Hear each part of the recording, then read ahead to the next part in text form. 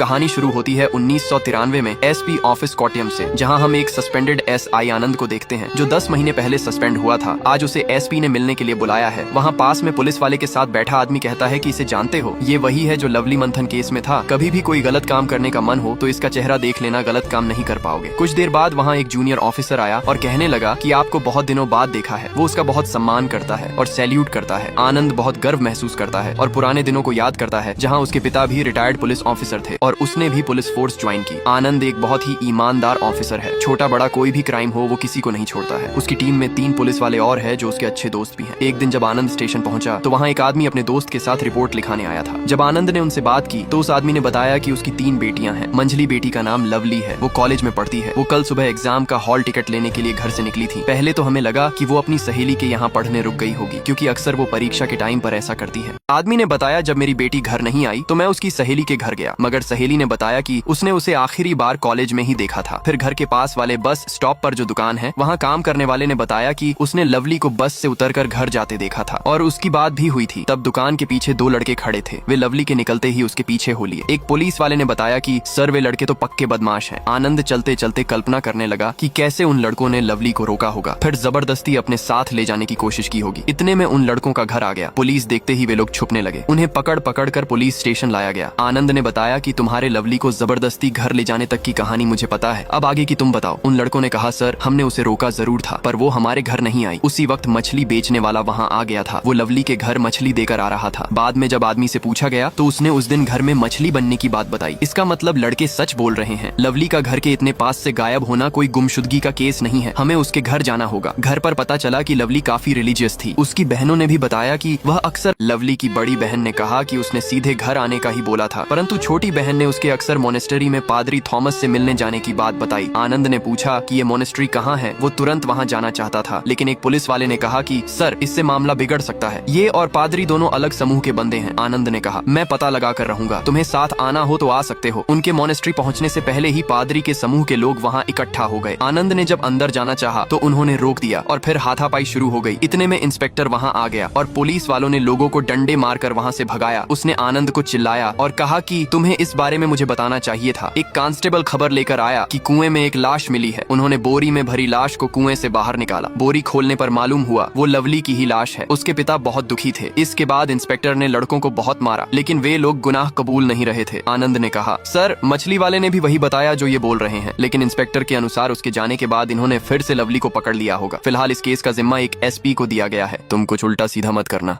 Case में ना होने के बाद भी आनंद ने अपनी इन्वेस्टिगेशन जारी रखी। उसने क्राइम सीन का अच्छे से मुआयना किया और एक क्राइम मैप तैयार किया। अगले दिन डीवाई-एएसपी ने चार्ज लिया और साइमन से कहा कि इस केस से आनंद को बहुत लाइमलाइट मिल रही है, ये हमें ही सॉल्व करना पड़ेगा। वो दोनों लड़के बहुत अमीर घर के हैं और मेरी पहचान के हैं, उनको पकड़ के कोई फायदा नहीं है। हम क्रिश्चियन हैं, इसलिए ये केस हमें दिया गया है ताकि कोई दंगे फसाद ना हो। आनंद एसपी के पास पहुंचा और कहा कि मुझे तुम्हें अकेले में कुछ बताना है। आनंद ने मैप के जरिए समझाया कि जिस कुएं में लवली की लाश मिली है वो उन लड़कों के घर से 500 मीटर की दूरी पर है। वही दूसरी और जो खाली कंपाउंड है उसके पास भी एक कुआं है जो उन लड़कों के घर से मात्र 200 मीटर की दूरी पर है। अगर उनको लाश फेंकनी होती तो पास वाले कुएं में फेंकते, और अभी लाश जिस कुएं में मिली है वो मोनेस्ट्री का हिस्सा है, इसलिए अगर चर्च के फादर थॉमस से पूछताछ करेंगे तो हमें बहुत मदद मिलेगी। इतना सुनने के बाद एसपी ने भड़कते हुए कहा तुम ज्यादा अपना दिमाग मत लगाओ, ये मेरा केस है, इसका फैसला मैं करूंगा, और अगर टांग अड़ाने की कोशिश की तो इस वर्दी के साथ तुम्हें जला दिया जाएगा और मैं भी कुछ नहीं कर पाऊंगा। अगले दिन डॉग स्क्वाड को बुलाया गया। कुत्ते को लवली के कपड़े सुंघाए गए। पहले तो वो उन लड़कों के घर के सामने भौंकने लगा, फिर सभी को मोनेस्ट्री ले गया। आनंद की बात सही निकली। उसके बाद वो सभी को पास में ही रहने वाले सहदेवन के घर ले गया। सहदेवन एक अपराधी हुआ करता था। गांव वाले बताते हैं कि वो अब सुधर गया है। उसके बाद आखिरी में कुत्ता सभी को जंगल में एक जगह ले गया। एक हवलदार आकर कहता है कि यहाँ भी कुछ नहीं मिला, लेकिन आनंद ने कहा कि यहाँ की घास दबी हुई है, इसका मतलब यहाँ से किसी को घसीट कर ले जाया गया है। लेकिन एसपी कहता है कि तुम्हारी ड्यूटी तो स्टेशन में है ना, तो वहाँ जाओ और जाते वक्त हमारे लिए किसी अच्छी होटल से 2 चिकन बिरयानी लेते जाना। उसके बाद एसपी बताता है कि जिस दिन लवली की हत्या हुई उस दिन फादर थॉमस काउंसिल मीटिंग में गए हुए थे और देर रात तक वहीं थे, इसलिए तुम मोनेस्ट्री के अंदर जाने की अपनी खुजली को बंद कर दो और उस मछली वाले और अखबार वाले का जितनी जल्दी हो सके बयान लो। अगले दिन एसपी ने सभी को बुलाकर एक कपड़ा दिखाया और पूछा कि इस कपड़े को पहचानते हो क्या। तभी मछली वाला कहता है कि साहब मैंने ऐसा ही कपड़ा सहदेवन के घर देखा था जब मैं मछली बेचने गया था। उसके बाद पुलिस सहदेवन के घर पहुंची। सहदेवन ने बताया कि वो लुंगी उसकी ही है, उसने सूखने के लिए डाली थी, लेकिन वो चोरी हो गई है। लेकिन साइमन उसे पीटने लगा। सहदेवन कहता है कि मैं अब इज्जत की जिंदगी जी रहा हूँ, दूसरे के केस में मुझे मत फंसाओ। लेकिन पुलिस उसे पीट पीट कर ले गई। आनंद जानता था कि असली कातिल कोई और ही है। सहदेवन को थाने ले जाकर बहुत पीटा गया, लेकिन वो इसी बात पर अड़ा रहा कि उसने कुछ नहीं किया। इधर लवली का अंतिम संस्कार किया गया। उसी रात को लवली के पिता माथन अपने दोस्त के साथ आनंद के घर पहुंचे और बोले कि मुझे सहदेवन के बारे में पता चला। मैं उसको उसके बचपन से जानता हूँ, वो हमारे परिवार के साथ कभी गलत नहीं कर सकता। इस पर आनंद ने कहा कि आप इतने यकीन के साथ कैसे कह सकते हैं, इंसान का दिमाग तो कभी भी बदल सकता है। माथन ने बताया कि मेरे दोस्त ने लवली को मॉनेस्ट्री के अंदर जाते हुए देखा था। उसने रोते हुए कहा कि सिर्फ नाम के लिए किसी को मत पकड़िए, जो असली कातिल है उसे सजा दीजिए। उसके बाद आनंद ने ठान लिया कि वो अब खुद ही इस केस की छानबीन करेगा। दूसरे दिन आनंद फॉरेंसिक एक्सपर्ट के पास पहुंचा। उसने कंफर्म किया कि सहदेवन के घर से कुछ चूड़ियों के टुकड़े और मोती मिले हैं, लेकिन जोर जबरदस्ती हुई है तो स्किन टिश्यूज भी मिलना चाहिए था। फॉरेंसिक एक्सपर्ट ने बताया कि अगर तुम्हें सबूत इकट्ठे करना है तो तुम्हें मॉनेस्ट्री के अंदर जाने का कोई रास्ता ढूंढना ही होगा। उसी रात एक चोर मॉनेस्ट्री का दरवाजा तोड़कर अंदर घुसा और कीमती सामान चुराने लगा। कुछ गिरने की आवाज से फादर थॉमस की नींद खुल गई और उन्हें देखकर चोर भाग गया। अगले दिन आनंद उसी चोर को फॉरेंसिक टीम के साथ लेकर मॉनेस्ट्री पहुंचा और कहा कि हमने इसे रात में ही पकड़ लिया था। फादर थॉमस ने कहा, हमारा सामान हमें वापस मिल गया है, वही काफी है, हमें कोई कंप्लेंट नहीं करनी है। आनंद ने कहा, इसने गुनाह कबूल किया है, इसलिए केस तो बनता है, हमें इसके साथ अंदर जाकर सबूत इकट्ठे करने होंगे। उसके बाद फॉरेंसिक टीम अंदर चली गई और सैंपल लेना शुरू कर दिया। उन्हें किचन से स्किन टिश्यूज, चूड़ी के टुकड़े, कुछ बाल और फिंगरप्रिंट मिले। फॉरेंसिक टीम ने उन्हें लेब में अच्छे से जांचा और आनंद को बुलाकर बताया कि इसमें अब कोई शक नहीं है कि जिस जगह लवली की हत्या हुई वो सिर्फ मॉनेस्ट्री ही है। फिंगरप्रिंट, बाल, स्किन टिश्यूज सब लवली के ही है। इसके बाद आनंद ने एक रिपोर्ट तैयार की और एसपी को सौंपते हुए कहा कि मैंने प्रोटोकॉल तोड़कर ये फाइल तैयार की है। इसे पढ़ने के बाद आप जो भी सजा देंगे मुझे मंजूर है। मैं आंखों के सामने सच को अनदेखा नहीं कर सकता। उसके बाद एसपी ने फाइल को अच्छे से स्टडी किया। आनंद पुलिस फोर्स के साथ मॉनेस्ट्री पहुंचा और फादर थॉमस से कहा कि तुम्हें हमारे साथ स्टेशन चलना होगा पूछताछ के लिए। उसके बाद सीनियर ऑफिसर को बुलाया गया। फादर थॉमस वहीं बैठा हुआ था। लेकिन ये क्या, लवली की बहन ब्लेसी वहाँ क्या कर रही है? ऑफिसर ने पूछा। तुम इस तक कैसे पहुंचे? क्या यही कातिल है? तभी आनंद ने बताया कि जहाँ लवली की लाश मिली थी वहाँ एक आदमी और एक औरत के हेयर सैंपल मिले थे, लेकिन वो लवली के नहीं थे क्योंकि बालों में कलर किया हुआ था और पूरे गाँव में ब्लेसी ही ऐसी लड़की है जो बालों में कलर करती है। बाद में वो सैंपल मैच भी हुए। उस आधार पर हमने ब्लेसी को अरेस्ट किया। आगे एसपी ने बताया कि जिस रात लवली की हत्या हुई उस रात मॉनेस्ट्री में एक बिन बुलाया मेहमान आया था। दरअसल वो फादर थॉमस की बहन एलिजाबेथ का बेटा डेनी है। अगले दिन जब फादर काउंसिल मीटिंग के लिए गए तब डेनी अकेला ही था। तब उसने अपनी गर्लफ्रेंड ब्लेसी को मिलने बुलाया। उन दोनों में प्यार था, लेकिन जब उसने घर जाने के लिए जैसे ही दरवाजा खोला सामने लवली खड़ी थी। दोनों उसे देखकर घबरा गए। लवली वहाँ से जाने लगी, लेकिन ब्लेसी ने उसे रोका और कहने लगी कि मुझसे गलती हो गई, प्लीज घर पर मत बताना। लवली ने कहा, ये कोई पहली बार नहीं हो रहा है, मैं बस अपनी आंखों से देखना चाहती थी। डेनी ने भी उसे समझाना चाहा, लेकिन लवली ने कहा कि तुम्हें शर्म आनी चाहिए, तुम तो इस साल प्रीस्ट बनने वाले हो ना।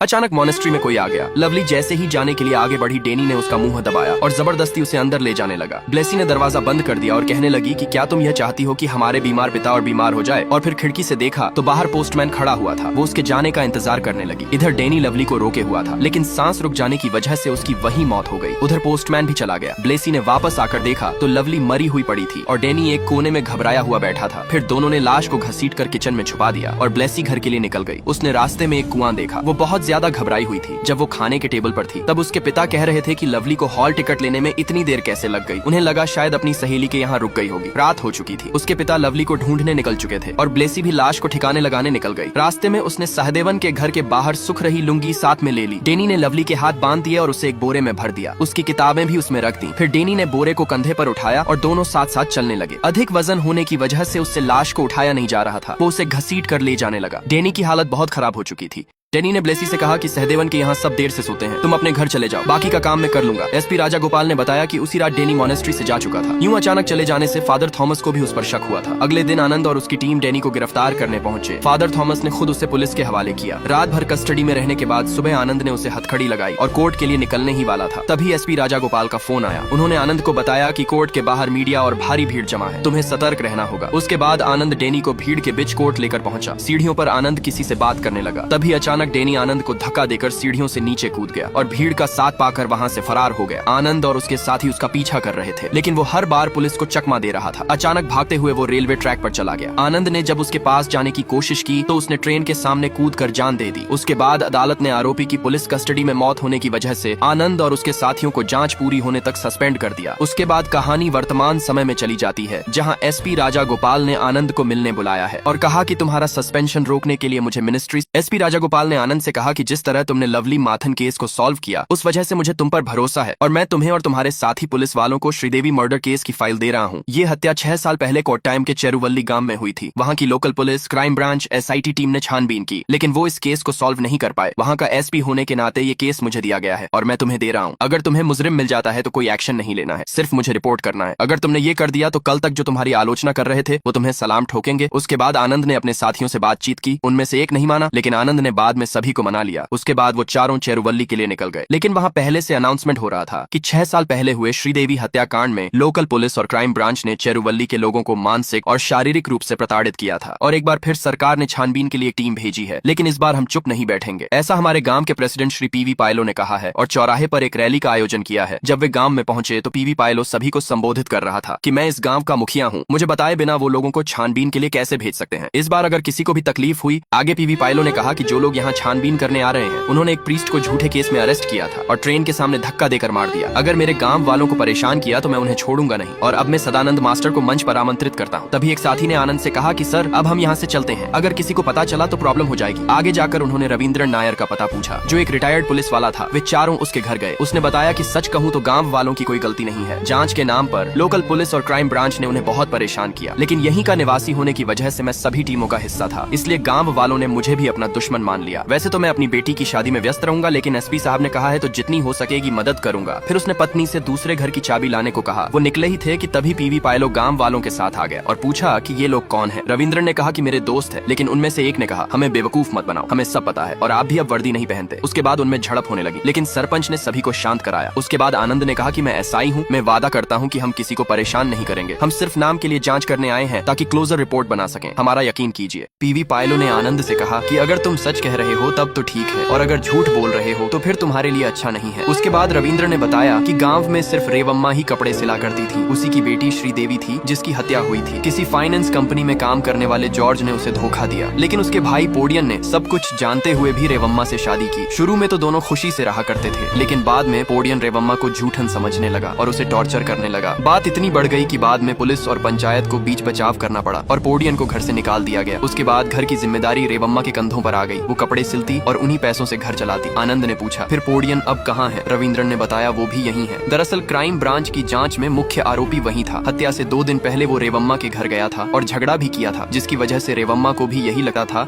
कि उसी ने श्रीदेवी को मारा है। उसके बाद सभी रविंद्रन के दूसरे घर आ गए। उसके बाद सेना ने पूछा फिर आगे क्या हुआ? रविंद्रन ने बताया मनोरमा, मंगलम, मनोराज्यम, यही सब मैगजीन वो पढ़ा करती थी। सच कहूँ तो बहुत ही सीधी लड़की थी श्रीदेवी। रविंद्रन ने बताया कि उसकी खूबसूरती की वजह से चेरुवल्ली के कई लड़के श्रीदेवी के पीछे लगे हुए थे, लेकिन उनमें सबसे आगे था सुधाकरण की वाइन शॉप में काम करने वाला एक लड़का सेतु। वो उसे देखते ही खुश हो जाता था, लेकिन कोई भी लड़का हो, श्रीदेवी ने किसी पर ध्यान नहीं दिया। लेकिन सेतु उन सब में अलग था। वो श्रीदेवी से दिलोजान से मोहब्बत करता था, लेकिन माँ से हुई बेवकूफी श्रीदेवी को मंजूर न थी। उसकी सहेलियों ने बयान दिया कि उसने कभी प्यार न करने की कसम खाई थी। उस रात रेवम्मा ने श्रीदेवी से कहा कि दिन भर ये घटिया नोवेल पढ़ती रहती हो, कभी एक हुक या बटन लगाने में मेरी मदद नहीं करती हो। बस वही रात श्रीदेवी की आखिरी रात थी। उसने एक लेटर लिखा, मेरी प्यारी माँ, मैं जा रही हूँ उसके साथ जिससे मैं प्यार करती हूँ। मैं यहाँ अब और नहीं रह सकती। मैं जहाँ भी रहूंगी खुश रहूंगी। सुबह जब मैं ड्यूटी से लौट रहा था तब गांव के एक व्यक्ति ने मुझे बताया कि पारण गोदन पिल्लई के खेत में एक लाश मिली है। शायद वो रेवम्मा की बेटी श्रीदेवी की लाश है। मैं वहाँ पहुँचा और गाँव वालों से बात की। आखिर ये किसने किया होगा? अगले कुछ दिनों तक हमें सोने का भी टाइम नहीं मिला। फिर वहाँ CI साहब पहुँचे। उन्होंने CI ने पूछा कि सबसे पहले लाश को किसने देखा, उसे बुलाओ। फिर गोविंदन को बुलाया गया। CI ने पूछा तुम कांप क्यों रहे हो? कहीं तुमने तो ये नहीं किया? और कहा कि इसे ले जाओ और पूछो कि ये इतना कांप क्यों रहा है। आनंद ने कहा उनकी जांच का यही तरीका था, वो इसी बात के लिए मशहूर थे। रविंद्र ने कहा ये कोई तरीका है क्या? उन्होंने तो गोविंदन को बहुत बुरी तरह पीटा, और सिर्फ उसे ही नहीं, सेतु और श्रीदेवी के आसपास रहने वाले सभी लोगों को पीटा, यहाँ तक कि इस गांव के मुखिया को भी नहीं छोड़ा। क्या तुमने उसकी पोस्टमार्टम रिपोर्ट को पढ़ा? आनंद ने कहा हाँ पढ़ा। जब उसकी हत्या हुई तब वो 3 महीने प्रेग्नेंट थी। रविंद्र ने कहा इस बात से तो पूरा गांव सदमे में था। श्रीदेवी का कभी किसी के साथ प्रेम नहीं था। आनंद ने पूछा कि फिर जांच पड़ताल का क्या हुआ? रविंद्र ने कहा जांच तो वही खत्म हो गई, लेकिन अगले ही दिन सरकार ने केस क्राइम ब्रांच को सौंप दिया। गांव में ही कैंप लगाया गया और श्रीदेवी के प्रेमी का नाम बताने पर 5000 का इनाम भी घोषित किया गया, लेकिन कोई फायदा नहीं हुआ। फिर क्राइम ब्रांच ने तय किया कि जिसने सबसे पहले लाश को देखा उसे ही दोबारा पूछताछ के लिए बुलाया जाए। तो मैंने उसी दिन गोविंदन को सुबह आने को कहा, लेकिन उसी रात उसने काजू के पेड़ से लटक कर अपनी जान ले ली। इसके बाद लोग भड़क गए। उन्होंने मशाल मार